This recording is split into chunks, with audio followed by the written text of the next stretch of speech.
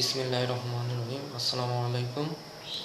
আচ্ছা, গত পর্বে আমরা এই সেকশন 54টা খুব ভালোভাবে পড়িনি, অল্প একটুই পড়েছিলাম। সেকশন 55টা অনেক বিস্তারিত পড়েছিলাম। আজকে সেকশন 54টা বিস্তারিত পড়ব, তারপর অন্যান্য সেকশন যেগুলো বাকি আছে সেগুলো আজকে ইনশাল্লাহ শেষ করে দেব। আচ্ছা, ওকে। সেকশন 54 কি বলে? সেল। সেল মানে হচ্ছে সেল ডিফাইন, মানে প্রথমটুকু কি বলছে? সেল ডিফাইন করছে। সেল মানে কাকে বলে সেটাও বুঝিয়েছে। Sale is the transfer of ownership in exchange for a price paid or promises or part paid and part promise. আচ্ছা, এখানে এটাই বলছে যে সেল মানে হচ্ছে ট্রান্সফার অফ ওনারশিপ, যেটা আমরা আগে বলছি। এটা কিসের বিনিময় হয় বা কি এক্সচেঞ্জ করা হয়? প্রাইস এক্সচেঞ্জ করে, মানে ট্রান্সফার, প্রপার্টি ট্রান্সফার করতে আসে, ট্রান্সফার ওনারশিপটা ট্রান্সফার করতে আসে, তার পরিবর্তে এই প্রাইস পেইড, একজন প্রাইস পেইড করে অথবা প্রমিস করে যে পেইড করবে, এই জন্য প্রমিস করে, অথবা পার্ট পেইড, অল্প একটু আংশিক পেইড করে, আংশিক আর কি সম্পূর্ণ আর কি পেমেন্ট করে, অথবা মানে আংশিক পেমেন্ট করে, অথবা আংশিক প্রমিস করে যে এখন কিছুটা দিছি, পরবর্তীতে বাকি যতটুকু দরকার ততটুকু দিব, এই জিনিসটা। আর সেলের ক্ষেত্রে একটা জিনিস একটু মাথায় রাখতে হবে যে সেল মূলত করতে হবে যে সেল, মানে যে হবে কি, যে ট্রান্সফেরর হবে তাকে অবশ্যই কন্ট্রাক্ট অ্যাক্টের আন্ডারে, কন্ট্রাক্ট অ্যাক্ট অনুযায়ী তাকে অবশ্যই কম্পিটেন্ট টু কন্ট্রাক্ট হতে হবে। তাকে এজ অফ মেজরিটি অর্জন করতে হবে, আরও যে সমস্ত আদার যেই ক্যাপাসিটি রয়েছে সেগুলো অর্জন করতে হবে। আরও এই যে বিষয়টা, যে যাকে ট্রান্সফার করবে, যিনি ট্রান্সফারি, তাকে কম্পিটেন্ট টু কন্ট্রাক্ট হওয়ার তেমন কোনো প্রয়োজন নেই। সে যদি মাইনরও হয় তাও সমস্যা নেই এক্ষেত্রে। এই কারণ এই জিনিসটা যেহেতু সেল করবে, তার কাছে বিক্রি করে দেবে, যে টাকা দেবে তার কাছে বিক্রি করে দেওয়া যাবে, কিন্তু যে বিক্রি করবে তাকে অবশ্যই এজ অফ মেজরিটি অর্জন করতে হবে, সাউন্ড মাইন্ড হতে হবে, আরও যে সমস্ত কন্ট্রাক্ট করার জন্য যেগুলো জরুরি সেগুলো তাকে অবশ্যই হতে হবে। আর একটা বিষয়, এটা আমরা একটু পরে মর্গেজ পড়বো, যে মর্গেজের মধ্যে কি কি রয়েছে। মর্গেজের ক্ষেত্রে দোনো পার্টিকেই এজ অফ মেজরিটি আরও যে সমস্ত এই অর্জন করতে হবে, যে সমস্ত দরকার কন্ট্রাক্ট করার জন্য। লিজের আমরা একটু পরে লিজ পড়বো। লিজের ক্ষেত্রেও সেম একই রকম, দুই পার্টিকেই এজ অফ মেজরিটি আরও যে সমস্ত আদার জিনিস অর্জন করতে হবে। আচ্ছা, তাহলে সেল জিনিসটা আমরা মোটামুটি বুঝতে পারলাম, দুই পার্টি কেমন হতে হবে সেটাও বুঝতে পারলাম। আচ্ছা, এখন আমরা পড়বো যে হাউ মেড, কীভাবে সেলটা হয়। Such transfer in the case of tangible immovable property or in the case of reversion মানে প্রত্যাবর্তন or other intangible thing can be made only by a registered instrument. আচ্ছা, এখানে এই জিনিসটাই বলা হয়েছে যে এখানে যেই সেকশন 54, এখানে যে ট্রান্সফারের কথা বলা হচ্ছে, যেই প্রপার্টিটা বিক্রি করার কথা বলা হচ্ছে, সেটা অবশ্যই ইমুভেবল প্রপার্টি হতে হবে। মুভেবল প্রপার্টির ক্ষেত্রে এই সেকশন চলবে না। আর বিষয়টা হচ্ছে যে ইমুভেবল প্রপার্টি সে সাধারণত দুই ধরনের হতে পারে, সেটা হচ্ছে ট্রানজেবল আর ইনট্রানজেবল। ট্রানজেবল মানে যে জিনিসটা ধরা যায়, ছোঁয়া যায়, দেখা যায়, এই সমস্ত জিনিস। আর ইনট্রানজেবল মানে যেটা দেখা যায় না, ধরা যায় না, ছোঁয়া যায় না, এসব আর কি, যেগুলো ইনট্রানজেবল প্রপার্টি। এর যে কোনো প্রপার্টি আর কি ট্রান্সফার করা যাবে, কারণ সেটাকেও তো অবশ্যই ইমুভেবল হতে হবে। আর একটা বিষয় হচ্ছে, যখন ট্রান্সফার করবে অবশ্যই সেটাকে একটা রেজিস্টার্ড হতে হবে, অর্থাৎ যেই দলিলটা হবে সেই দলিলের মাধ্যমে রেজিস্টার হবে, সেই দলিলটা অবশ্যই রেজিস্ট্রেশন করতে হবে। রেজিস্ট্রেশন যদি না করে তাহলে সেল কমপ্লিট হবে না। আরেকটা বিষয়, যখন ধরুন একটা প্রপার্টি ট্রান্সফার করে দিয়েছে কোনো ধরনের মানে এই ছাড়া, মানে এই কনসিডারেশন ছাড়া, যে আমরা একটু আগে বললাম যে পেইড, পরে হচ্ছে প্রমিস, পার্ট পেইড, পরে হচ্ছে পার্ট প্রমিস, এরকম কোনো কিছু করেন নেই, উইদাউট কনসিডারেশন সেটা ট্রান্সফার করে দিয়েছে, সেক্ষেত্রে কি হবে? সেক্ষেত্রে কি ট্রান্সফারের কি সেই প্রপার্টির উপর কোনো অধিকার রয়েছে? নো, কারণ যেহেতু কি সে রেজিস্টার করে দিয়েছে একদম, যত প্রসিডিং রয়েছে করার জন্য, মানে সেল করার জন্য যত প্রসিডিং রয়েছে সব কমপ্লিট, শুধুমাত্র কনসিডারেশন করেনি। যেহেতু সে প্রপার্টি রেজিস্ট্রেশন করে দিয়েছে, সেক্ষেত্রে সে ট্রান্সফারের আর সেই অর্থাৎ সেলারের সেই প্রপার্টির উপরে কোনো ধরনের কোনো অধিকার থাকবে না। সে তার শুধু প্রপার্টির উপর একটা চার্জ ক্রিয়েট হয়ে যাবে। সেই চার্জ আমরা একটু পরে পড়বো, চার্জ বিস্তারিত। সে চার্জ ক্রিয়েট হয়ে যাবে এবং সে শুধুমাত্র সে প্রপার্টির যেই ভ্যালুটা, যেই অ্যামাউন্টটা, অর্থাৎ যার যে পেমেন্টের যেটা ডিউ রয়েছে, সেই ডিউটার জন্য সে কোর্টে গিয়ে ক্লেম করতে পারবে, একটা স্যুট ফাইল করতে পারবে। সেটা তার মানি রিকভারি করার জন্য সে একটা এই মামলা করতে পারবে, কিন্তু সে তার পজেশন বা তার ওনারশিপ কিছু হিসেবে হবে না, কারণ সবই সে ট্রান্সফার করে দিয়েছে। আচ্ছা,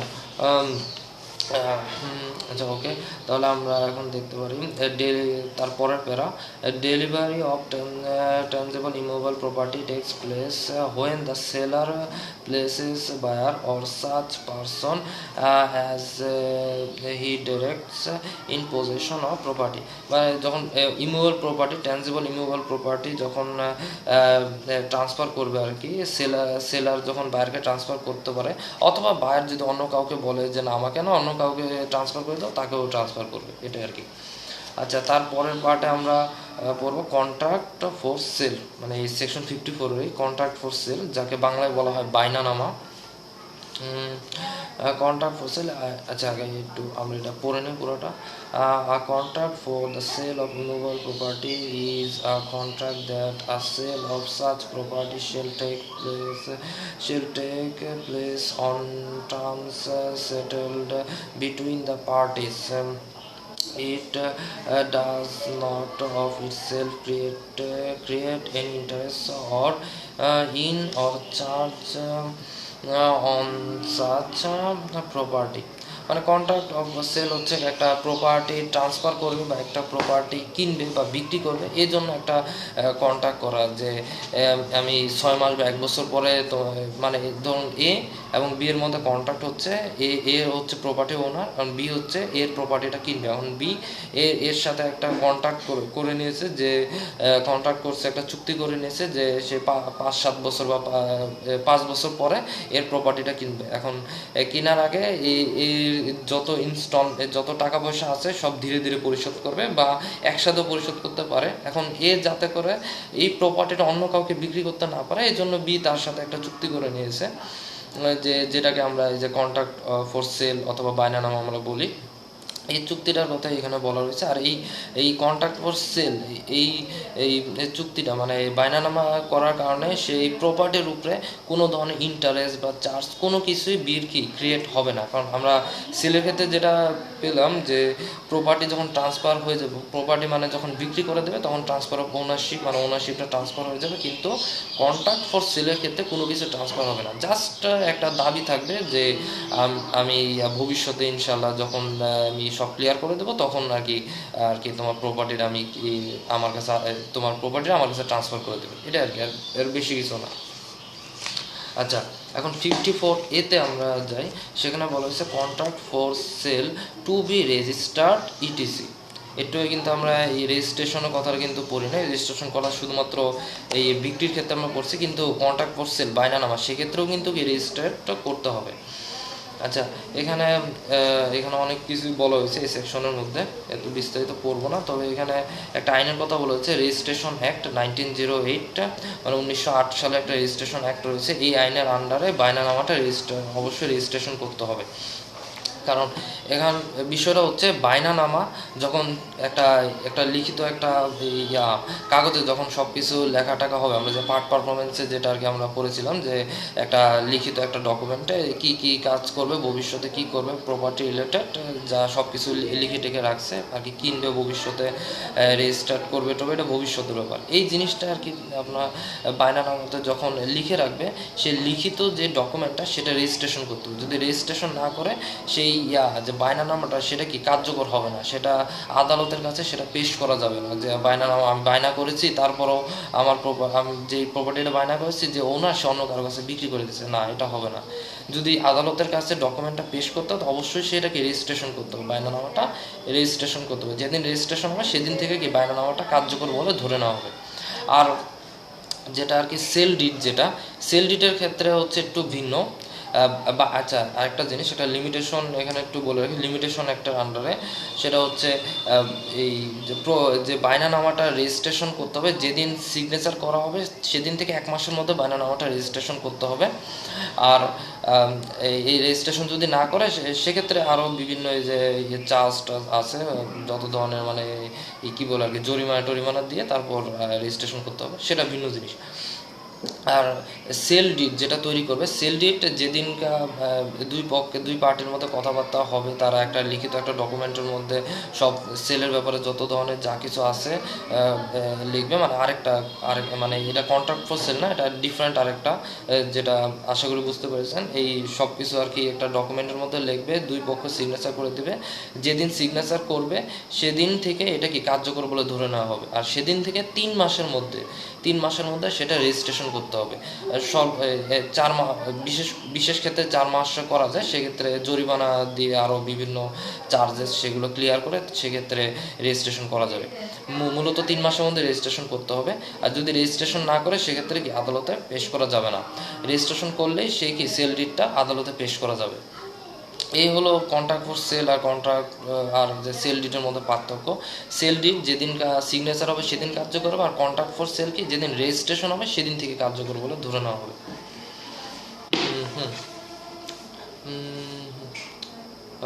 আচ্ছা, এক্ষেত্রে একটা জিনিস বলি, ধরুন এ, বি এবং সি দুইজনকে তার যে প্রপার্টি সেটা বিক্রি করলো, বিকেও বিক্রি করলো, সিকেও বিক্রি করলো। বিকে ধরুন 2 তারিখে সেল ডিডটা সিগনেচার করে দিছে, আর সিকে 5 তারিখে সেল ডিডটা সিগনেচার করে দিচ্ছে। ধরুন এই ডিসেম্বর মাসেরই 2 তারিখ, একজনকে 5 তারিখ। এখন বি কী করলো, সে সে 3 মাসের মধ্যে বি এবং সি দুইজনে কি 3 মাসের মধ্যে সেটা রেজিস্ট্রেশন করে ফেলছে। একজন আগে পরে করতে পারে, সেটা সমস্যা নেই, 3 মাসের মধ্যে করে ফেলছে। এখন প্রশ্ন হচ্ছে তাহলে প্রপার্টি কার কাছে যাবে? প্রপার্টি অবশ্যই কি বির কাছে যাবে, কারণ বি কি আগে সিগনেচার করছে, যাকে আগে সিগনেচার করবে তার কাছে কি প্রপার্টি পাবে। অপরজন যে তার যেই ক্ষতিটা হয়েছে, যেহেতু কি সে টাকা সে দিছে, যদি সে গুড ফেইথে কিনে থাকে তাহলে অবশ্যই সে টাকা রিকভারির জন্য যে টাকাটা সে দিয়েছে ট্রান্সফারকে, সে টাকাটা সে পাওয়ার জন্য সে ক্লেম করবে। কিন্তু গুড ফেইথে না কিনলে অবশ্যই সে পাবে না, কারণ তাকে কি অবশ্যই জেনে এই প্রপার্টিটা কিনতে হবে, যে প্রপার্টি অন্য কাউকে বিক্রি করেছে কিনা বা কোথাও কোনো ঝামেলা আছে কিনা। আচ্ছা, এটা হচ্ছে আমাদের সেল।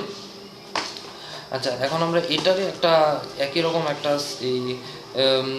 রকম একটা সেকশন আমরা পড়বো, এটা হচ্ছে এক্সচেঞ্জ, সেটা চ্যাপ্টার 6 আর কি বলা আছে, সেকশন 118। এখানে এক্সচেঞ্জকে ডিফাইন করা হয়েছে। এক্সচেঞ্জ কাকে বলে এটা বলা হয়েছে যে when two persons mutually transfer the ownership of one thing for the ownership of another, neither thing or both things being money only, the transaction is called an exchange. আচ্ছা, এখানে এই জিনিসটাই বলা হয়েছে 118-এ, যে আমরা একটু আগে যে সেলটা বললাম যে ট্রান্সফার অফ ওনারশিপ হয়, এক্সচেঞ্জেও সেম ট্রান্সফার অফ ওনারশিপ হয়, কিন্তু এখানে কি হয়, দুটো পার্টি একজন আরেকজনকে কি যেমন এ একটা প্রপার্টি বিকে ট্রান্সফার করতেছে, বি একটা প্রপার্টি কি একে ট্রান্সফার করতেছে, দুইজনই তাদের ওনারশিপটা কি একজন আরেকজনকে কি ট্রান্সফার করতেছে। এই জিনিসটা এখানে বলছে। এটা মুভেবল হতে পারে, ইমুভেবল হতে পারে, যে কোনো ক্ষেত্রে হতে পারে, সমস্যা নেই। আচ্ছা, আরেকটা হচ্ছে সেকশন 119, এক্ষেত্রে বলা হচ্ছে। আর ইয়ার ক্ষেত্রে এই এক্সচেঞ্জের ক্ষেত্রে আমরা কোনো ট্রান্সফার বা ট্রান্সফারি তেমন কিছু বলবো, আমরা ক্ষেত্রে দুটো পার্টি বলবো, কারণ দুইজনে কি ট্রান্সফার করতেছে, দুইজনেই একজন আরেকজনকে কি ট্রান্সফার করতেছে, এই জন্য আর কি। সেকশন 119-এ বলা হচ্ছে right of party deprived of thing received in exchange. মানে এক্সচেঞ্জের ক্ষেত্রে কোনো ধরনের সমস্যা হলে সেক্ষেত্রে কী ধরনের রাইট থাকে আর কি, মানে এক্সচেঞ্জের ক্ষেত্রে কী ধরনের রাইট থাকে এটা আর কি।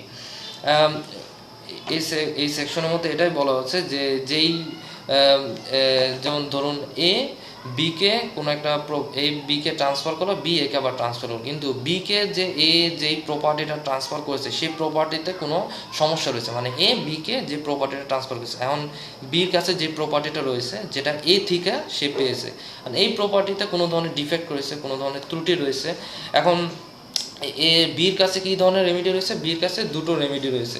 একটা হচ্ছে তার যে লসটা হয়েছে সেই লসটা রিকভারি করার জন্য, সে লসটা যাতে করে সে পুষাতে পারে, পুষিয়ে নিতে পারে, এই জন্য সে এই ক্লেম করবে, আদালতের কাছে গিয়ে ক্লেম করবে কোর্টে গিয়ে। আর আরেকটা হচ্ছে তাকে যেই প্রপার্টির এক্সচেঞ্জ করা হয়েছে সেটাকে আবার সে রিটার্ন করে দেবে। এই দুটো সে করতে পারে। প্রথমত সে লসটা পুষিয়ে নিতে পারে, লসটা রিকভার করার জন্য ক্লেম করতে পারে, অথবা যেই প্রপার্টি ট্রান্সফার করেছে সেটা আর কি তাকে করতে পারে, তাকে আবার এই ফেরত দিয়ে দিতে পারে, রিটার্ন করে দিতে পারে। এই দুটো আর কি, যদি প্রপার্টিতে কোনো ধরনের ডিফেক্ট থাকে, যে এক্সচেঞ্জ প্রপার্টি।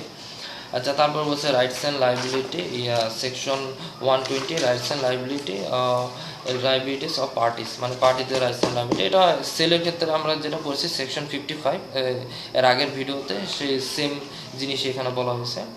আর সেকশন 121 এটা এখানে বলা হয়েছে এক্সচেঞ্জ অফ মানি। এখানে মানি এক্সচেঞ্জের বিষয়েও বলা হয়েছে যে on and exchange of money each party thereby warrants the guarantees of the money given by হিম।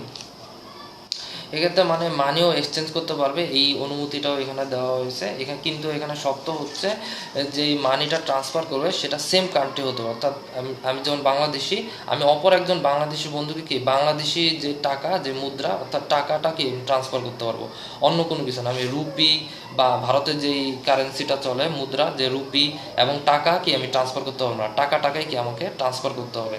আরেকটা হচ্ছে যেই টাকা, মানে যেই মানিটা আমি ট্রান্সফার করবো সেই মানিটার ওয়ারেন্টি থাকতে হবে, গ্যারান্টিও কি থাকতে হবে। এই জিনিসটা আর কি এক্সচেঞ্জের মধ্যে আমরা পাই। এখন আমরা পড়বো হচ্ছে মর্গেজ। এখন আমরা মর্গেজ পড়ব। Mortgage section 55 of the transfer of property act 1882-তে বলা হয়েছে। এখানে বলা হয়েছে মর্গেজের ক্ষেত্রে ট্রান্সফার হবে ট্রান্সফার অফ ইন্টারেস্ট। এবং সেই ইন্টারেস্টটা কী হবে? ইন্টারেস্ট মানে স্বার্থ আর কি। প্রপার্টির উপরে যে কোনো একটা প্রপার্টির উপরে যে ওনার থাকে তার যে ইন্টারেস্টটা থাকে, যেমন প্রপার্টি কোনো ধরনের প্রফিট, রেন্ট বা আরও যে সমস্ত জিনিস যেগুলোর মাধ্যমে সে বেনিফিট অর্জন করতে পারে ওনার, সেই ইন্টারেস্টটা কি ট্রান্সফার হবে। এখন সেই ইন্টারেস্টটা কী হবে? Specific immovable property.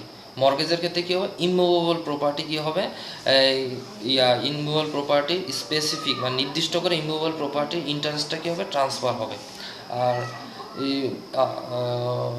আর মর্গেজকে বা একটা বাংলাতে একটা মর্গেজকে একটা কথা, একটা মানে একটা শব্দে ডাকা হয়, সেই শব্দটা হচ্ছে রেগ হ্যান্ড মানে আর কি আটকে রাখা। এমনি মর্গেজ মানে আর কি বন্ধক বা আটকে রাখা, এটাই বোঝায়। আরেকটা শব্দ আছে রেগ হ্যান্ড, এটা একটু মাথায় রাখা উচিত। আচ্ছা, মর্গেজের ক্ষেত্রে যে পারপাস বা উদ্দেশ্য থাকে, purpose of securing the payment of money, মানে যেই মানিটা যে দেওয়া হয়েছে, একজন আরেকজনকে কি মানি টাকা দেওয়া হচ্ছে, সেই টাকাটা সিকিউর করার জন্য, সুরক্ষিত রাখার জন্যই মূলত হচ্ছে এই মর্গেজটা কি করা হয়। আচ্ছা, ওকে, এখন টাকাটা কিভাবে দিবে সেই জিনিসটা আমরা পড়ি। মর্গেজটা মূলত হচ্ছে তিনটা দায়বদ্ধতা দূর করার জন্য মূলত কি মর্গেজ করা হয়। ফার্স্ট অফ অল হচ্ছে লোন বা ধার, সেটা ব্যাংক থেকেও নেওয়া যেতে পারে অথবা কোনো একজন ব্যক্তি আরেকজন ব্যক্তির কাছ থেকে নিতে পারে, সেটা সমস্যা নেই। সেই লোনটা পরিশোধ করবে, সেটার জন্য একটা সিকিউরিটি আর কি চাবে, অবশ্যই ব্যাংক চাবে, অথবা যে ব্যক্তির কাছ থেকে লোন নেবে সেও চাইবে যে আমার টাকাটা যে তোমাকে আমি লোন বা ধার দিলাম, আমার সিকিউরিটি কি, আমি কিভাবে সন্তুষ্ট থাকবো যে টাকাটা দিয়ে তুমি আমার টাকাটা যদি পরিশোধ করতে না পারো তাহলে আমি কিভাবে টাকাটা উসুল করবো। সেক্ষেত্রে ধরুন এ এ বির সাথে এ বির থেকে টাকা নিয়েছে, লোন নিয়েছে। এখন বির কাছে তার যে প্রপার্টি রয়েছে, ইমুভেবল প্রপার্টি, সেই ইমুভেবল প্রপার্টির দলিলটা তাকে দিয়ে দিল যে এই নাও, আমার দলিলটা নিয়ে নাও। দলিল নিয়ে যদি আমার পরিশোধ করতে না পারি টাকা, তাহলে আমার দলিলটা বিক্রি করে তোমার টাকা তুমি পরিশোধ করে নাও। এটা আর কি লোন আর কি। আর একটা হচ্ছে ডেপ্ট বা ঋণ। ধরুন বির থেকে লোন নিল, ঠিক আছে, অনেক দিন ধরে পরিশোধ করতে পারে না। এখন এখন বির কাছে এখন এ এখন বির থেকে যে লোনটা নিয়েছে, এখন এ কি ঋণের মধ্যে পড়ে গেল। এ কি হলো, ডেপ্টার বা ঋণ গ্রহীতা। আর হচ্ছে বি হয়ে গেল কি ঋণদাতা, মানে ক্রেডিটর। সে কি লোন দিয়েছিল, মানে ঋণ দিয়েছিল, সে সে অনেক আগেই মানে লোন দিয়েছিল। এখন সে আর কি ক্রেডিটর হয়ে গেল, ঋণদাতা হয়ে গেল। এখন এ কি করলো, বিকে তার জমির দলিলটা দিল। জমির দলিল দিয়ে বললো যে এই নাও, আমি টাকা আর কয়েকদিন সময় দাও, যদি টাকা পরিশোধ করতে না পারি তাহলে আমার জমির দলিল দিলাম, জমি বিক্রি করে তোমার টাকা তুমি পরিশোধ করে নিও। এই ক্ষেত্রে এই হচ্ছে দ্বিতীয় ক্ষেত্রে মর্গেজ করা হয়। আর তৃতীয় ক্ষেত্রে আরেকটা হচ্ছে পিকিউনারি লাইবিলিটি, মানে এটাও কি টাকা পয়সা সংক্রান্ত। এটা একটা উদাহরণ বলা যায়, যেমন এ নামক একজন ব্যক্তি, সে একটি ব্যবসা করতে চায়, কিন্তু তার ব্যবসা করার জন্য তার কাছে টাকা নেই। কারণ সে কোথা থেকে লোনও নিবে না, কোনো ডেপ্টও নিবে না, মানে কোনো ঋণও করবে না। এখন এ কি করলো, সে বি নামক একজন ব্যক্তির কাছে গেল। তাই তার কাছে অনেক টাকা পয়সা আছে, সে বড়লোক মানুষ। এখন বি বললো যে ঠিক আছে, আমি টাকা দেবো, সমস্যা নেই, আমি তোমাকে তোমার ব্যবসার জন্য 1 কোটি টাকা দেবো, কোনো সমস্যা নেই। তা কিন্তু আমি যে টাকাটা দিব, আমি টাকা নিয়ে কিভাবে আমি নিশ্চিত থাকতে পারবো যে তুমি আমার টাকাটা একদম মানে টাকা ব্যবহার করার পর তুমি ব্যবসা সফল হবে। যদি তুমি ব্যবসা লস করো, আমার টাকা তো সব জলে যাবে।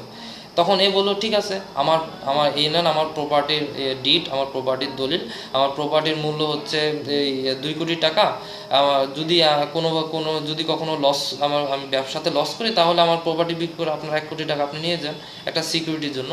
এই হচ্ছে এই 3টা ক্ষেত্রে, লোন, ডেপ্ট আর হচ্ছে পিকিউনারি লাইবিলিটি। এই 3টা ক্ষেত্রে আমরা এই 3টা ক্ষেত্রে মর্গেজ করতে পারি। এখন হচ্ছে আমরা এমনি সেলের ক্ষেত্রে আমরা কি বলেছিলাম, একজন থাকে ট্রান্সফারও, যিনি আর কি ট্রান্সফার করে, আর একজন যিনি ট্রান্সফারিং, যিনি আর কি গ্রহণ করে আর কি। এখন এই মর্গেজের ক্ষেত্রে যিনি ট্রান্সফেরত থাকে তাকে বলা হয় মর্গেজর বা দাতা। আর যার কাছে আর কি যে এই প্রপার্টিটা মর্গেজ করা হয় তাকে বলা হয় মানে ট্রান্সফারি, যিনি আর কি ট্রান্সফার হিসেবে বলি এক্ষেত্রে বলা হয় কি, যার কাছে ট্রান্সফার করা হয় প্রপার্টিটা মর্গেজ রাখার জন্য, তাকে বলা হয় মর্গেজি বা গ্রহীতা। আর যে প্রপার্টিটা আর কি মর্গেজ রাখা হয় তাকে বলা হয় মর্গেজ প্রপার্টি। এই জিনিসটাকে মানে সাধারণ অবস্থায় যেটা ট্রান্সফারও সেটা মর্গেজর, আর যেটা আমরা সাধারণ অবস্থায় ট্রান্সফারি হিসেবে জানি সেটা হচ্ছে এখানে মর্গেজ হয়ে গেছে। আর যে প্রপার্টিটা আর কি মর্গেজ বা বন্ধক বা যে প্রপার্টিটা আটকে রাখার জন্য বলা হয়েছে, সেই প্রপার্টিকেই বলা হয় হচ্ছে মর্গেজ প্রপার্টি। আচ্ছা, মর্গেজ এখন হচ্ছে টাইপস অফ মর্গেজ। এটা সেকশন 58। আমরা এতক্ষণ সেকশন 58-এর এ নাম্বারটা আমরা আলোচনা করছি, এখন সেকশন 58-এর বিতে চলে যাব। তার আগে একটু বলে রাখছি যে মর্গেজ কত প্রকার, টাইপস অফ মর্গেজ। আমরা মর্গেজের প্রকারভেদ এখন পড়ব। মর্গেজ হচ্ছে 6 প্রকার, হ্যাঁ 5, আর আরেকটা হচ্ছে মুষ্টি করে রাখছি। মূলত হচ্ছে আমরা 5 প্রকারই পড়বো। এই 5 প্রকার মিলে হচ্ছে কি আরও একটা প্রকারভেদ আছে, এটা আর কি অদৃশ্য থাকে, এটা আমরা খালি চোখে আমরা দেখতে পারবো না। খালি চোখেও যে কোনো চোখেও আমরা দেখতে পারবো না। এটা মানে যত 5 প্রকার যে পড়বো, 5 প্রকার মিলেই এক ধরনের আর কি মর্গেজ হয়। এটা মানে যেহেতু বর্তমানে অনেক ধরনের ক্রাইসিস রয়েছে, এক একজন মানুষের চিন্তাভাবনা এক এক রকম, সবাই আর কি সব ধরনের সত্য মানতে চায় না, এই জন্য আর কি এই মর্গেজটা আর কি বলা হয়। এটা আরেক একটা মর্গেজ, একটা যে সব ধরনের মর্গেজ মিলাই একটা মর্গেজ করবে, এটা আর কি। আচ্ছা, প্রথমে আমরা আসি প্রথম সিম্পল মর্গেজ বা সাধারণ যে বন্ধক সেটা। এটা হচ্ছে এই সিম্পল মর্গেজের ক্ষেত্রে সেকশন 58-এর সাবসেকশন বিতে এটা বলা হয়েছে, where without delivering the possession of mortgage property. এক্ষেত্রে হচ্ছে কি মর্গেজ নেবে, সেটা loan, debt, the pecuniary liability, যে কোনো কারণে মর্গেজ নিল, কিন্তু কোনো যে তার যে প্রপার্টিটা, সেই প্রপার্টি ডেলিভারি সে করলো না, উইদাউট ডেলিভারি অফ পজিশন, মানে প্রপার্টিটা ডেলিভারি করলো না, শুধুমাত্র যেই মর্গেজ ডিডটা রয়েছে, যেটা আর কি রেজিস্ট্রেশন করবে, সেই মর্গেজ ডিডের মধ্যে শুধুমাত্র কি বলা রয়েছে যে আমার প্রপার্টিটা আমি ডেলিভারি করবো না, মানে বি থেকে এই যে লোন, ডেট বা পিকিউনিয়ারি লায়াবিলিটি কিছু একটা নিয়েছে, এ কি করছে, তার প্রপার্টি তার কাছে রেখে দিয়েছে, বিকে শুধুমাত্র কি তার যে এর প্রপার্টিটা যদি কখনো তার যেই মর্গেজ, তার যেই লোন, ডেট বা পিকিউনিয়ারি লায়াবিলিটি যদি পরিশোধ করতে না পারে, সেক্ষেত্রে বি কী করতে পারে, বি শুধু তার এর যে প্রপার্টিটা সেটা বিক্রি করার জন্য আদালতের কাছে যেতে পারে, একটা সেলফ প্রসিডিং তৈরি করতে পারে, এটা আর কি। তাহলে সিম্পল মর্গেজে তাহলে এটাই হয় যে কোনো কোনো লোন বা ডেপ্ট বা পিকিউনিয়ারি লায়াবিলিটির বদলে কোনো প্রপার্টি মর্গেজ দেওয়া হয়, কিন্তু প্রপার্টির পজেশন দেওয়া হয় না, উইদাউট ডেলিভারি অফ পজেশন থাকে। এবং যদি সে তার যে লোন, ডেপ্ট বা পিকিউনিয়ারি লায়াবিলিটি দিতে ফেইল করে, তাহলে যে মর্গেজি থাকবে সেই মর্গেজ প্রপার্টিটা সেটা সেল করার জন্য প্রসিডিং করতে পারবে, অর্থাৎ সে আদালতের মাধ্যমে সে প্রপার্টিটা সেল করার জন্য আবেদন করবে, মানে আদালতের কাছে স্যুট ফাইল করবে যে আমার টাকা এখনো দিচ্ছে না, এই প্রপার্টিটা সেল করার একটা ব্যবস্থা করে দেন, এটা আর কি। এটা বর্তমানে তেমন একটা দেখা যায় না, কারণ এক্ষেত্রে যে ট্রান্সফারি যে মর্গেজি থাকে তার এখানে অনেক বেশি সমস্যার সম্মুখীন হতে হয়, কারণ সে টাকাও দিচ্ছে, সে সম্পত্তির পজিশনও সে পাচ্ছে না, এবং তার পজিশনের জন্য আদালতের থেকে একটা থার্ড পার্সন হিসাবে আদালতের কাছে যেতে হয়, সেখান থেকে তার অনুমতি আনতে হয়। এইটারই একটু বিপরীত, পুরোপুরি বিপরীত না, হালকা একটু বিপরীত হচ্ছে সেকশন 58 অফ সি। সেটা বলছে হচ্ছে মর্গেজ বাই কন্ডিশনাল সেল, মানে দ্বিতীয় প্রকারভেদ, মর্গেজ বাই কন্ডিশনাল সেল, মানে শর্ত সাপেক্ষ যেই বিক্রি মর্গেজ। এখানে সেম একই রকম হয় যে এই প্রপার্টিটা ট্রান্সফার করবে কিন্তু without of delivery of possession, মানে এখানে হচ্ছে হোয়ার এই সেকশনে বলা হচ্ছে where the mortgagor ostensibly sells the mortgage property. এখানে মর্গেজর তার যেই প্রপার্টিটা অস্টেন্সিভলি মানে প্রকাশ্য, যে আমরা এই সেকশন 41-এ পড়েছিলাম অস্টেন্সিবল ওনার, অনেকটা সেরকম আর কি, তবে কাছাকাছি। অস্টেন্সিভলি মানে প্রকাশ্যে সে কি তার জমিটা সে এই মর্গেজ প্রপার্টিটা কি সে বিক্রি করে দিচ্ছে। Ostensibly sell the property on condition that on behalf of payment of mortgage money on certain date the sale shall become absolute, or on condition that on such payment being made the sale shall become void. আচ্ছা, এখানে আরো অনেক কিছু বলা আছে। এখানে এই জিনিসটা বলা আছে যে এই কোনো লোন, ডেট বা পিকিউনিয়ারি লায়াবিলিটি এর বদলে জমিটা মর্গেজ রাখা হয়েছে, উইদাউট ডেলিভারি অফ পজেশনে রাখা হয়েছে, সব কিছু সেম আগের মতন আছে, শুধুমাত্র কি একটা শর্ত দেওয়া হয়েছে। এখানে একটাই চেঞ্জেস, এই সেকেন্ড প্রকারভেদে একটাই চেঞ্জেস, সেটা হচ্ছে একটা শর্ত দেওয়া হয়েছে। শর্তটা হচ্ছে সিম্পল মর্গেজের ক্ষেত্রে আমরা যেটা দেখতে পারি যে মর্গেজি থাকে, সে আদালতের মাধ্যমে তার যে প্রপার্টির উপরে যে রাইটটা থাকে, সে রাইটটা সে আদালতের মাধ্যমে তাকে পেতে হয়। কিন্তু কন্ডিশনাল মর্গেজের ক্ষেত্রে কি হয়, এখানে মর্গেজর যে থাকে, সে যেই ডিডটা থাকে, মর্গেজ করার জন্য সে ডিডের মধ্যে উল্লেখ করে দেয়, যদি সে টাকাটা পেমেন্ট করতে না পারে তাহলে মর্গেজর তার যে নিজের যে প্রপার্টি সেটা কি হবে, সেটা মর্গেজির নামে চলে যাবে, অর্থাৎ সে মর্গেজি সেটা ওনার হয়ে যাবে, এবং সেটা কি অ্যাবসোলিউট ওনার হয়ে যাবে। যদি অ্যাবসোলিউট যদি না দেয় তাহলে কিন্তু আর হবে না, তাকে অবশ্যই অ্যাবসোলিউট ওনার করতে হবে, তাহলে সেটা কি ভ্যালিড হবে। And on conditions as payment, এখন যদি মর্গেজও তার যে পেমেন্টটা সেটা যদি পরিশোধ করে দেয়, তাহলে সেই যেই সেল যে প্রসিডিংটা যে মর্গেজে হয়ে যাবে সেটা ভয়েড হয়ে যাবে আর কি। এই জিনিসটা এখানে বলা হয়েছে। মর্গেজের সাথে সেল করার অধিকার উইথ ডেলিভারি অফ পজেশন।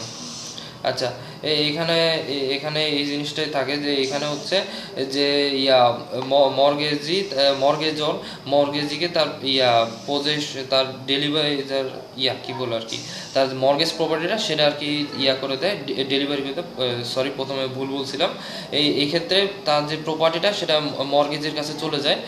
সেক্ষেত্রে তার থার্ড পার্টি হিসেবে আর কোর্টের কাছে যাওয়া লাগে না, যে তার যে প্রপার্টির উপরে যে অধিকারটা, সে অধিকার ক্লেম করার জন্য আর আদালতে যাওয়ার প্রয়োজন হয় না। এই মর্গেজ ডিডের মাধ্যমেই সে তার প্রপার্টিটা নিজে প্রপার্টিটা সে পেয়ে যায়, আর প্রপার্টি পজেশনও সে পেয়ে যায় এই ডিডের মাধ্যমে। যদি যখন ডিডটা করা হয়, মর্গেজ ডিডটা, তখন যদি পজেশন নাও দেয়, এই ডিডের মাধ্যমে সে খুব সহজে পজেশন পেয়ে যাবে, এটাই আর কি। আর আরেকটা জিনিস কন্ডিশনাল ট্রান্সফারের ক্ষেত্রে, এই কন্ডিশনাল মর্গেজের ক্ষেত্রে, এক্ষেত্রে হচ্ছে যে সিম্পল মর্গেজের ক্ষেত্রে, আচ্ছা, উদাহরণের মাধ্যমে বোঝায় যে বির কাছ থেকে 1 কোটি টাকা নিয়েছে। বির কাছ থেকে এর যেই 2 কোটি টাকার প্রপার্টি, সেটা বির কাছে মর্গেজ রাখছে। এ হচ্ছে মর্গেজর আর বি হচ্ছে মর্গেজি। আচ্ছা, এখন 1 কোটি টাকা এখনো নির্দিষ্ট যে সময় দিছে, সেই নির্দিষ্ট সময় এখনো 1 কোটি টাকা এখনো পরিশোধ করতে পারেনি।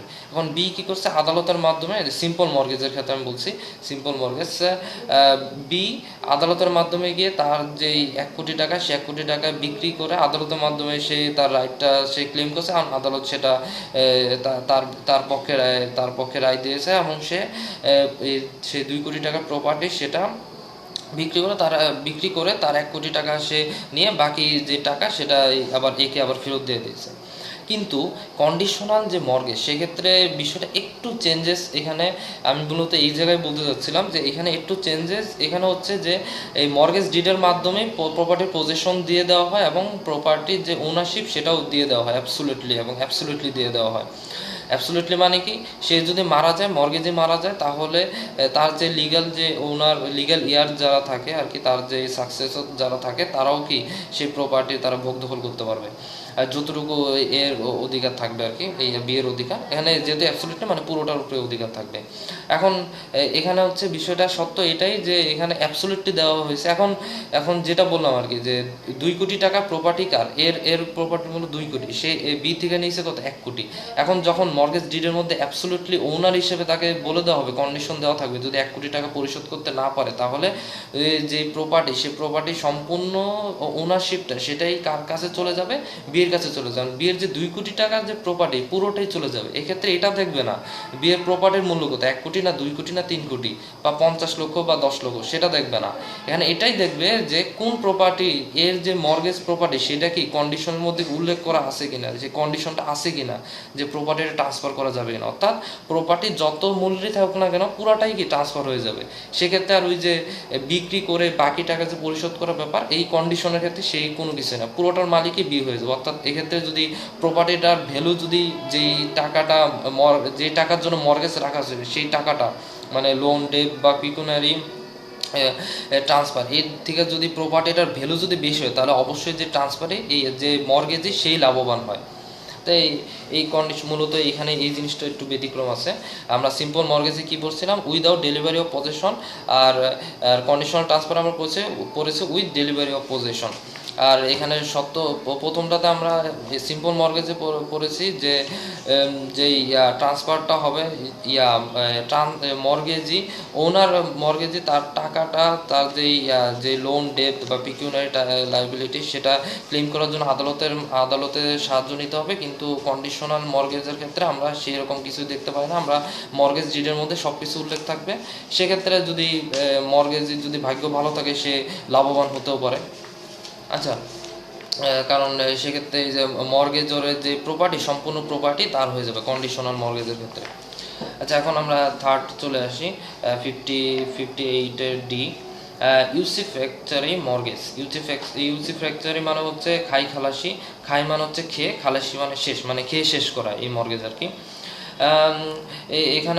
এখানে হচ্ছে মর্গেজে, এখানেও একই রকম ডেলিভারি অফ পজেশন এখানে দেওয়া হয়। আর এখানে এই এই মর্গেজটা সাধারণত ঢাকা সহ উন্নত যে সমস্ত স্থান রয়েছে সেই সমস্ত স্থানে এই ধরনের মর্গেজ বেশি করা হয়। এই মর্গেজটা মূলত করা হয় যে যেমন সিম্পল একই রকম বি থেকে 1 কোটি টাকা নিয়েছে। এখন এর যে প্রপার্টি সেই প্রপার্টিটা বিকে পজিশন দিয়ে দিয়েছে। এখন বি তার যে 1 কোটি টাকা, সে 1 কোটি টাকা কি করবে, এর যে প্রপার্টি রয়েছে সেই প্রপার্টির মাধ্যমে সে উসুল করবে। সে আর 1 কোটি টাকা এ আর দিবে না, বিকে এ দিবে না।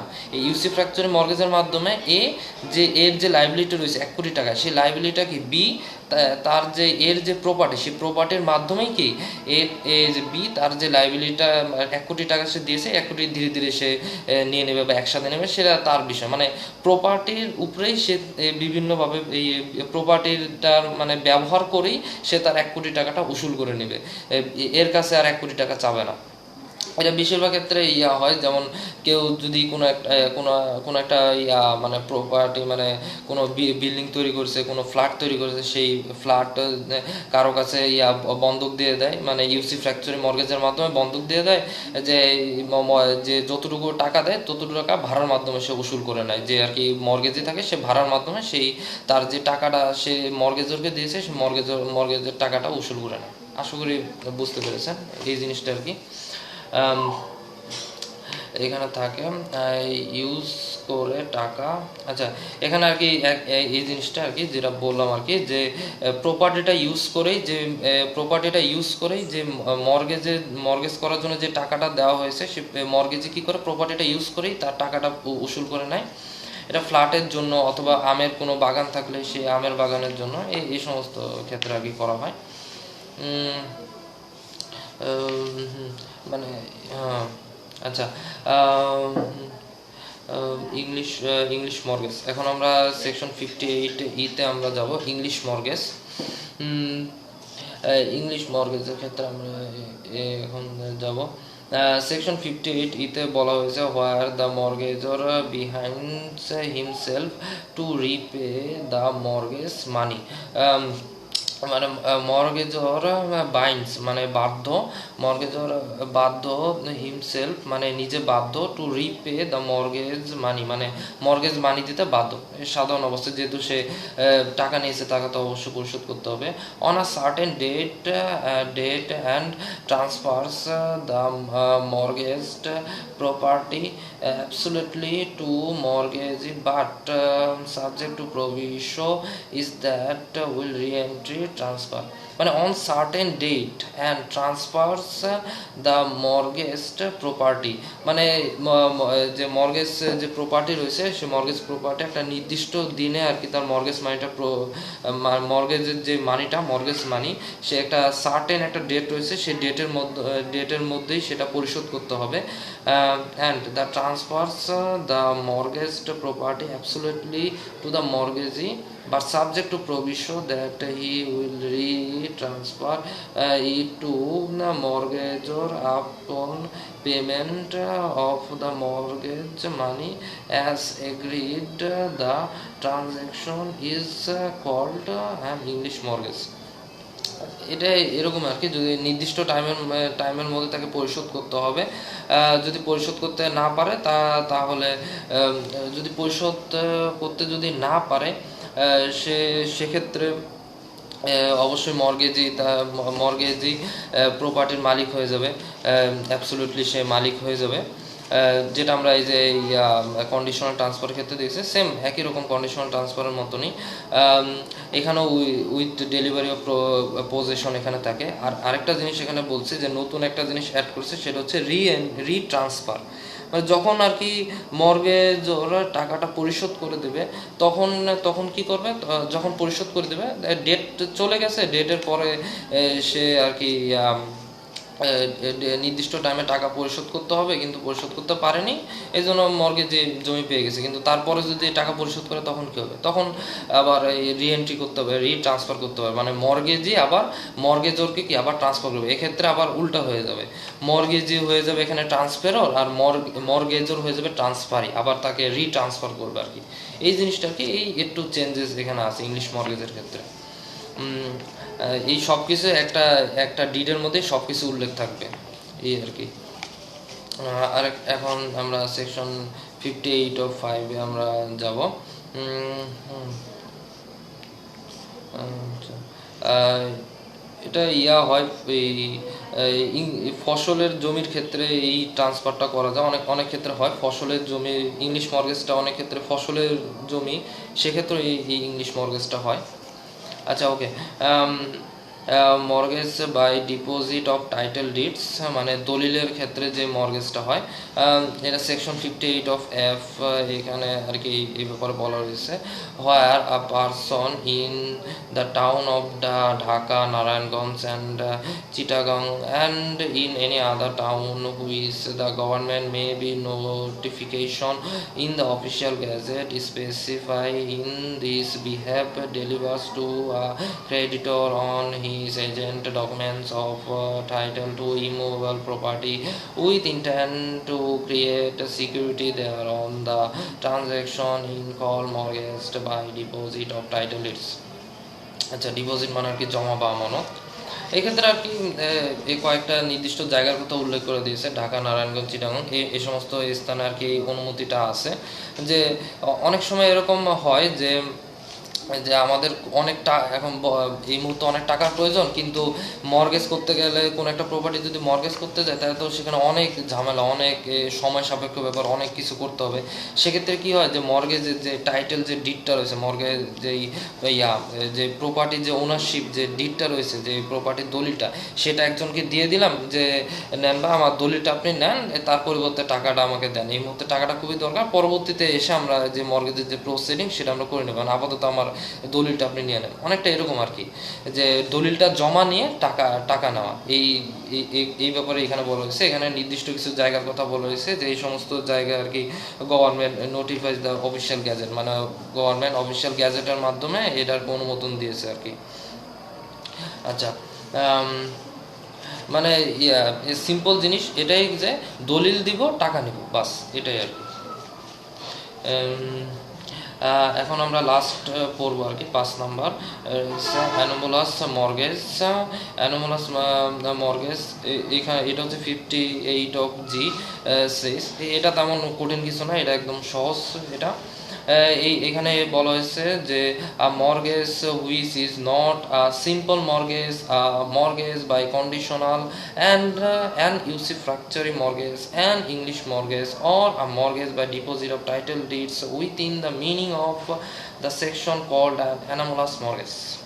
মানে এই মর্গেজটা কোনো সিম্পল মর্গেজও না, ইউসিফ্রাকচার মর্গেজও না, ইংলিশ মর্গেজও না, কোনো mortgage by deposit of title deeds কোনো কিছুই না। এটা আর কি যখন এই আমরা যে উপরে যে 4টা মর্গেজ পড়লাম, সেই 4টা মর্গেজের মধ্যে যখন দুটো মর্গেজ, অন্ততপক্ষে দুটো যে টার্ম এ বি, যে আমরা বি থেকে আমরা এক পর্যন্ত বললাম, যে কোনো দুইটা যখন একসাথে করেই যখন মর্গেজ করা হয় তখন সেটাকে বলা অ্যানোমালাস মর্গেজ, মানে একসাথে হয়। এখানে দুটো মর্গেজকে একসাথে দুটো যে মর্গেজের দুটো টপিক আমরা যা যা পড়ছি দুটোকে কি একসাথে করে আর কি যখন একসাথে করা হয় তখন সেটা কি হয়ে যায়, তখন সেটাকে অ্যানোমালাস মর্গেজ বলে। মানে সিম্পল ধরুন কোনো একটা প্রপার্টি মানে সিম্পল মর্গেজ আমরা যেটা পড়ছি যে উইদাউট ডেলিভারি অফ পজেশন, এখানে আমরা উইথ ডেলিভারি অফ পজেশন দিয়ে দিলাম। মানে এই সেখানে উইদাউট ডেলিভারি অফ পজেশন ঠিক আছে, কিন্তু একটা কন্ডিশন লাগিয়ে দিলাম যে যদি প্রপার্টি যদি মানে টাকা যদি না দিতে পারে তাহলে প্রপার্টি ওনার হয়ে যাবে। মানে এখানে সিম্পল মর্গেজে যে উইদাউট ডেলিভারি অফ পজেশন সেটাও থাকলো, আর কন্ডিশন যেই থাকলো, যে সেকেন্ড যেটা আমরা বললাম যে কন্ডিশনাল মর্গেজ, সেটার যে কন্ডিশন সেটাও থাকলো, মানে দুইটা একসাথে হয়ে গেলো। তাহলে এই মর্গেজটা কি হবে? Anomalous mortgage. এটা আর কি এটা আর কি ব্যাংক সহ বিভিন্ন স্থানে আর কি এটা করা হয় আর কি। বর্তমানে এই জিনিসটা আর কি বেশি চলে। আর এই 5টা যে বললাম, এই 5টা মিলাই একটা মর্গেজ। সব কিছু যদি কোনো একটা মর্গেজের মধ্যে এই সব আইটেম যদি একসাথে থাকে তাহলে এইটাকেই বলা হয় কি আরেকটা আর কি 6 মর্গেজ আর কি, যেটা অদৃশ্য মর্গেজ বলতে পারি আমরা। আচ্ছা, এখন আমরা পড়বো রিডামশন। রিডামশন মানে হচ্ছে ছাড়িয়ে নেওয়া। এটা হচ্ছে মর্গেজরের রাইট, মানে মর্গেজরের অধিকার। এটা সেকশন 60-তে এই ব্যাপারে বলা হয়েছে। সেকশন 60-তে আমরা এটা দেখতে পারি, মর্গেজর রাইট। আচ্ছা, এখানে বলা হয়েছে যে the most important right possessed by the mortgagor is the right to redeem the mortgage under the section 60 of the TP Act 1882 at any time after the principal money has become due. The mortgagor has a right on payment or tender মানে offer করা আর কি at a proper time and place of mortgage money to require mortgaging, মানে যে mortgage যেই principal মানি যে মূল টাকাটা ছিল সেই মূল টাকাটা যেই সঠিক টাইম এবং সঠিক যেই এই জায়গার কথা বলছে সেই জায়গায় দেওয়ার কথা এখানে বলা হয়েছে। এখানে এই জিনিসটা বলা হয়েছে এনি টাইম রিডিম মানে ছাড়িয়ে নেওয়া, যখন মানে টাকা সম্পূর্ণ পরিশোধ করে নিব তখন তার যে মর্গেজ সেটাকে ছাড়িয়ে নিতে পারবে আর কি। এতে বলা হয়েছে যে to delivery to the mortgagor the mortgage deed and all documents relating to mortgage property which are in the possession of power to mortgagee, মানে যখন আর কি সব ধরনের টু ডেলিভারি মানে যখন টাকা পয়সা যখন ক্লিয়ার করে দেবে তখন মর্গেজি কী করবে, মর্গেজি তার যে পজেশনে যে তাকে যদি পজেশন দেওয়া হয় কোনো জায়গায়, যে মর্গেজ প্রপার্টি যদি পজেশন দেওয়া হয় এবং সব ধরনের ডকুমেন্ট যদি দেওয়া হয় এবং তাকে যদি পাওয়ার দেয়, সে সব কিছুই কি মর্গেজরকে রিটার্ন করে দেবে, এটা আর কি। Where the mortgagee is in possession of the mortgage property to deliver possession thereof a mortgagor, একই জিনিসই বলা হয়েছে যে পজেশনটা মর্গেজ প্রপার্টির যে পজেশন সেটা মর্গেজরকে আবার দিয়ে দেবে আর কি, ডেলিভার করে দেবে। At the cost of a mortgagor either to transfer the mortgage property to him or to such third person as he may direct, or to execute to have registered an acknowledgement in writing that any right in derogation of his interest the transfer to the mortgagee has been extinguished. এখানে এই জিনিসটা বলা হয়েছে যে মর্গেজর ট্রান্সফারিকে বলতে পারে যে তুমি আমাকে ট্রান্সফার করে দাও, যে আমার যে মর্গেজ প্রপার্টি সেটা আমাকে ট্রান্সফার করে দাও, অথবা সে মর্গেজকে বললো যে কোনো পার্সনকে বলে দিল যে না আমাকে দরকার নাই, অন্য কাউকে মানে মর্গেজর অন্য কাউকে বলে দিল যে অন্য কাউকে ডিরেক্ট করে দিল যে তাকে মর্গেজ প্রপার্টি ট্রান্সফার করে দাও। অথবা যদি মর্গেজ যেই যত মর্গেজটা যে হলো মর্গেজ যে ট্রান্সফার সেই সব কিছু যদি মর্গেজ করার সময় যদি মর্গেজ ডিডটা যদি রেজিস্ট্রেশন করা হয় সেই রেজিস্ট্রেশনটাও অ্যাকনোলেজমেন্ট করা হবে, সেটাও প্রাপ্তি স্বীকার করা হবে, মানে সেটাও দেখা হবে আর কি। পর হচ্ছে যে যদি এমন কোনো কাজ যদি হয় মানে এমন কোনো কাজের এমন কোনো কাজ করা যাবে না, যে এমন কোনো কাজ এখানে করা যাবে না যার মাধ্যমে যেই মর্গেজ প্রপার্টির ক্ষেত্রে এমন কোনো কাজ করা যাবে না যেই কাজ করার কারণে মর্গেজ যে ইন্টারেস্ট সেই ইন্টারেস্টটা ট্রান্সফারটা যে এই ইন্টারেস্ট যে ট্রান্সফারটা সেটা এক্সটেনগুইশ হয়ে যায়, সেটা আর কি বাতিল হয়ে যায় বা কোনো কারণে সেটা আর কি মানে বন্ধ হয়ে যায়, এরকম কোনো কাজ করা যাবে না। অথবা আদালতের মাধ্যমে কোনো ধরনের ডিক্রি যাতে এর বিরুদ্ধে যাতে না আসে এই বিষয়টাও আর কি খেয়াল রাখতে হবে।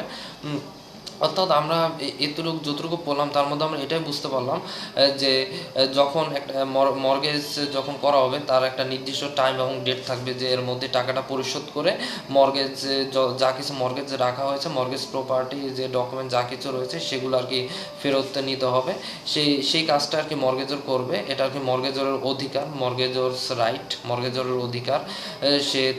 সে নির্দিষ্ট টাইমে অথবা নির্দিষ্ট টাইম অ্যান্ড ডেটের মধ্যে এই প্লেস অ্যান্ড টাইমের মধ্যে তার টাকাটা পরিশোধ করে সে মর্গেজি থেকে তার যে ডকুমেন্ট সেটা কি সে নিয়ে নেবে। এই নাম্বারে আমরা যেটা বললাম যে পজেশন, যদি পজেশন দিয়ে দেওয়া হয় মর্গেজিকে তাহলে সে পজেশনটা সে চেয়ে নেবে, অথবা যদি ডকুমেন্টস যদি তাকে দেওয়া ডকুমেন্টস বা মর্গেজ ডিড থাকে সেই মর্গেজ ডিডটাও সে চেয়ে নেবে।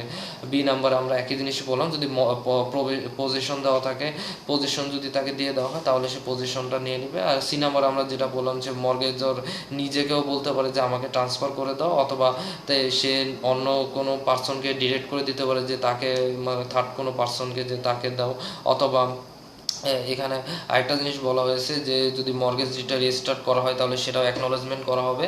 আর কোনো কারণে কোনো অ্যাক্ট দ্বারা, মানে দোনো পার্টির কোনো একজনের কোনো অ্যাক্ট দ্বারা এই এই মর্গেজ প্রপার্টিটা মর্গেজটাকে এক্সটেনগুইশ করা যাবে না।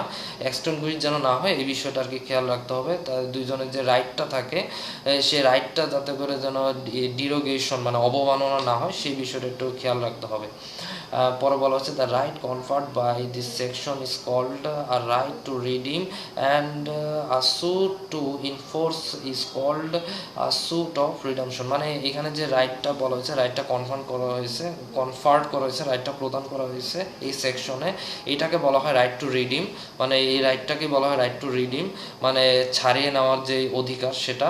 অ্যান্ড আ স্যুট মানে এই রাইটের আন্ডারে, মানে এই রাইটটা যার থাকবে, মানে মর্গেজরের রাইট, মর্গেজর যে সুটটা ফাইল করবে টু ইনফোর্স মানে ইনফোর্স করার জন্য, এটা কার্যকর করার জন্য, it is called a suit of redemption. এই স্যুটটাকে বলা হয় স্যুট অফ রিডামশন।